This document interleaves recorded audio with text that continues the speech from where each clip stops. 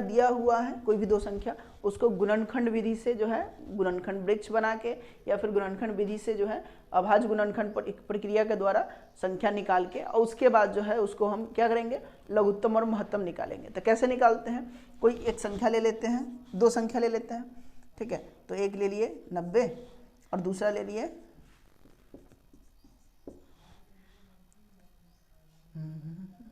60, ठीक है।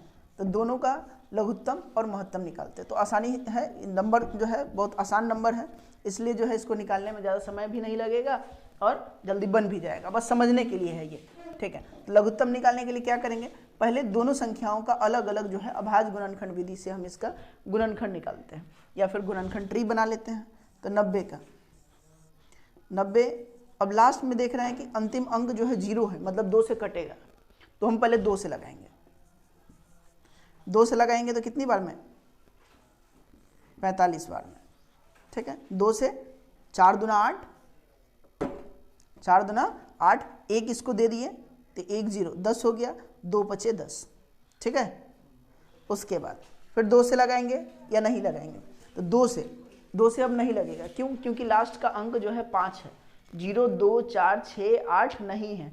अगर 0 2 4 6 8 होता तो हम 2 से लगाते, ठीक है। अब उसके बाद 2 के बाद आप देखते हैं, तो 2 के बाद आता है 3 जो अभाज्य संख्या है। अब 3 से कैसे कटेगा, तो 3 से काटने के लिए क्या बताया था कि अंकों को जोड़ देंगे, अंकों को जोड़ देंगे और वो अंक का जो जोड़ आएगा उसको देखेंगे कि 3 के पहाड़ा में आता है या नहीं आता है।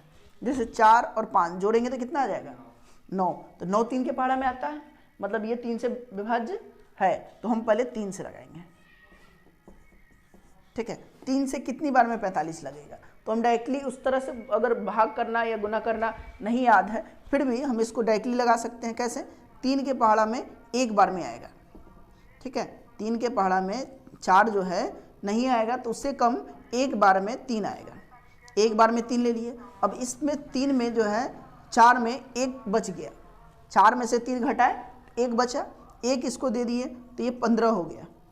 3 के पहाड़ा में 15, 5 बार में, ठीक है। समझ में आया, पहले 4 नहीं लगेगा तो 4 से 1 कम 3 लगेगा, एक बार में लगा दिए, बचा हुआ जो शेष था इसके ऊपर लिख दिए, इसके बगल में 5 बचा था दोनों को लिख दिए, ये हो गया 15। अब 3 से 15 5 बार में, ठीक है। उसके बाद फिर देख रहे हैं कि ये 5 और 1 6 है, अब तो 2 से नहीं लगेगा, आगे बढ़ रहे हैं तो 3 से लगना चाहिए, तो 3 से चेक कर लेते हैं लगेगा या नहीं लगेगा। इसके लिए दोनों को जोड़ेंगे, 5 1 6, 5 1 6, तो अब 6 है तो 6 जो है वो किससे लगेगा, तो 6 है तो 3 से लग जाएगा। हम 3 का निकाल रहे हैं विभाजन नियम, तो 3 वाले में क्या बताए थे कि दोनों को जोड़ेंगे, जोड़ने के बाद 3 के पहाड़ा में आ जाना चाहिए। तो 5 1 6 जोड़े 3 के पहाड़ा में आ जाएगा 6, यानी 3 से फिर से लगेगा, तो फिर से हम 3 से लगा देंगे, 3 बचे 15, ठीक है। 5 तक आ गया, अब ये अंतिम हो गया, अब यहीं तक छोड़ देंगे। अब बाकी सब जो भी संख्या बचा हुआ है सबको गुणनखंड फॉर्म में लिख लेंगे। तो 90 का क्या आ गया, 2 गुने 3 गुने 3 गुने 5, तो 3 आया है इसमें 2 बार, 3 आया है 2 बार, तो इसको हम इस तरह से भी लिख सकते हैं, 3 का स्क्वायर, 3 का वर्ग गुने, इस तरह से 2 गुने 3 का वर्ग गुने 5।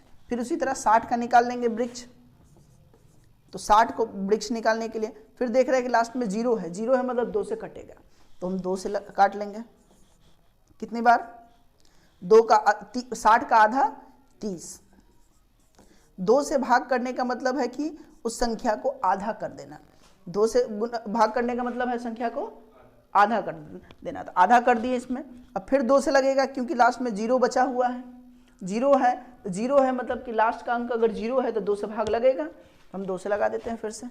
तो अब 30 का आधा 15, अब फिर 15 आया, अब 15 जो है अब 2 से तो अब नहीं लगेगा, 2 के बाद 3 से लगाएंगे, तो 3 से लगाने के लिए दोनों को जोड़ेंगे, 6 आ जाएगा।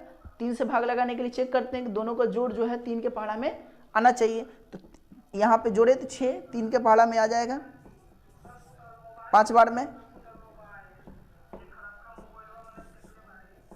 ठीक है। अब इस तरह से 60 का भी लिख लेंगे कि गुणनखंड निकल गया।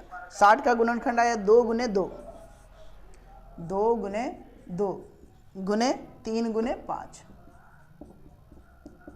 यानी 2 का स्क्वायर, तो 2 का स्क्वायर गुने 3 गुने 5। अब जो है निकालना है इससे एलसीएम, एलसीएम मतलब लघुत्तम, लघुत्तम, ठीक है।